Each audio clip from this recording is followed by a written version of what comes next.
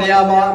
আল্লাহ রাব্বুল আলামিন পবিত্র কুরআনুল কারীমের ভিতরে একটা সূরা নাজিল করেছে, যে সূরাটির নাম হলো সূরাতুল মুলুক।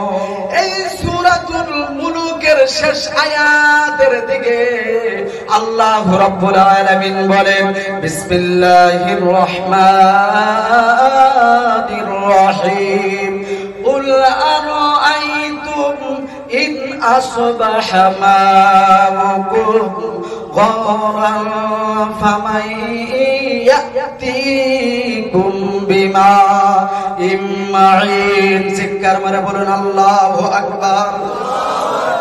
এই আয়াতে কারিমার ভিতরে আল্লাহ রাব্বুল আলামিন আমার নবীকে ডাক দিয়ে বললেন, কুল, হে নবী আপনি বলিয়া দেন, আপনি জানায়া দেন, আমি আল্লাহ রাব্বুল আলামিন যদি পানির লেয়ারটা মাটির গভীরে নিয়ে যাই, মাটির নিচে যদি নামায় দেই, দুনিয়ার জমিনে কে আছে তোমাদেরকে পানি দিতে পারে?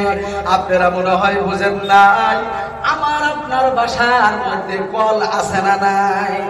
জোরে কোন কল আছে না নাই?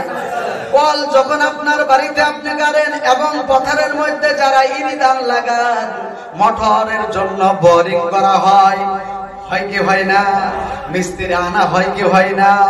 ওই মিস্ত্রি আনার পর ওই মিস্ত্রি সাহেব যখন পাইপ দেয়, মাটির নিচে যখন পাইপ দেয় 12 ফুট এবং 15 ফুট, 20 ফুট, 30 ফুট, 40 ফুট যাওয়ার পর ওই মিস্ত্রি বলে যে এখন লেয়ারটা ঠিক আছে, এইখান থেকে ভালো পানি বাহির হবে, এরকম বলে কি বলে না? জোরে কোন বলে কি বলে না? আমার ভাষা বুঝতেছেন? আমার ভাষা বুঝতেছেন? কষ্ট তো হইতেছে না? আমি যেহেতু এক জায়গার মানুষ, আপনাদের নওগাঁর ভাষা অল্প আলাদা, আমাদের বরপাড়া ভাষা অল্প আলাদা। যদি কথার মধ্যে অল্প যদি অসুবিধা হয়, আপনারা আমাকে একটু টাচ দিবেন বা বুঝাইয়া দেবেন, আমি ইনশাআল্লাহ শুদ্ধ করিয়া নিব। এক দেশের বলি আরেক দেশের গালি, ঠিক না? আপনারা কেউ রাগ করবেন না প্লিজ। যিনারা এখন দোকান বহরে ভিড় করতেছেন, আল্লাহর রাস্তায় আসেন। যেহেতু বয়ান শুরু করি নাই, কিছু নসিহতমূলক আল্লাহর নিয়ামত সম্পর্কে আলোচনা হইতেছে। এই যে কোন মিস্ত্রি পাইপ দিয়ে যখন মাটির নিচে দেয় 10-15 ফুট 20 ফুট পরে যাওয়ার পর বলে, ও মালিককে বলে যে এখন লেয়ারটা ঠিক আছে, এইখানে যদি রাখা হয় সুন্দর পানি বাহির হবে, ফিল্টার ওয়ালা পানি। ওই লেয়ারের কথাই আল্লাহ রাব্বুল আলামিন বললেন, কুল আরাআইতুম ইন আসবাহা মাউকুম গওরান ফামান ইয়াতিকুম বিমাইন মাঈন। জিকির মারে বলুন আল্লাহু আকবার। আল্লাহ রাব্বুল আলামিন এইখানে আমার নবীকে ডাক দিয়ে বললেন, ও নবী আপনি জানায়া দেন, আমি আল্লাহ যদি পানির লেয়ারটা মাটির গভীরে নিয়ে যাই, দুনিয়ার কোন শক্তি আছে যে তাদেরকে পানি দিতে পারে? আপনারা আওয়াজ করিয়া বলেন, মাটির নিচের থেকে পানি দেওয়ার মালিক কে? জোরে কোন পানি দেওয়ার মালিক কে? এই যে 1.5 লিটার পানির বোতল যদি আমি আপনি দোকানের থেকে কিনতে যাই 10 টাকা নেয়, নেই না? আজ জন্ম থেকে নিয়ে মৃত্যুর আগ পর্যন্ত আমি আপনি জীবনে কত পানি পান করলাম, কত মিলিয়ন কেজি কেজি পানি আপনি পান করলাম, হিসাব নাই, হিসাব নাই। আমার দয়ার আল্লাহ কোনদিন ওই পানির জন্য 1 টাকাও চাই নাই। চিল্লায় কোন ঠিক কিনা?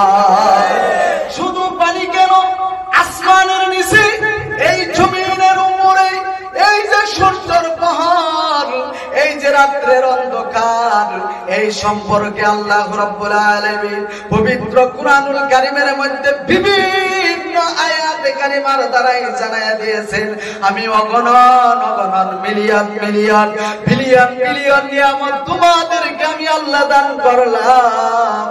আমি আল্লাহ কোনদিন তোমাদের কাছে নিয়ামতের দাম চাই নাই। শুধু আমি আল্লাহ বলি, নিয়ামত পায়া নিয়ামতের শুকর আদায় করো, আমি আল্লাহ নিয়ামত গুলা 2 গুণে বৃদ্ধি করে দেব। যদি আমরা নিয়ামতের শুকর আদায় করতে পারি। আমার দয়ার আল্লাহর ঘোষণা, আমার আপনার জীবনের নিয়ামতগুলা 2 গুণে বাড়ায়া দিবেন। সেই জন্য আল্লাহ পাকের শিখানো ভাষায়, আল্লাহ পাকের ভাষায় আমরা জোরে সুরে একবার আল্লাহ পাকের নিয়ামতের শুকর আদায় করি।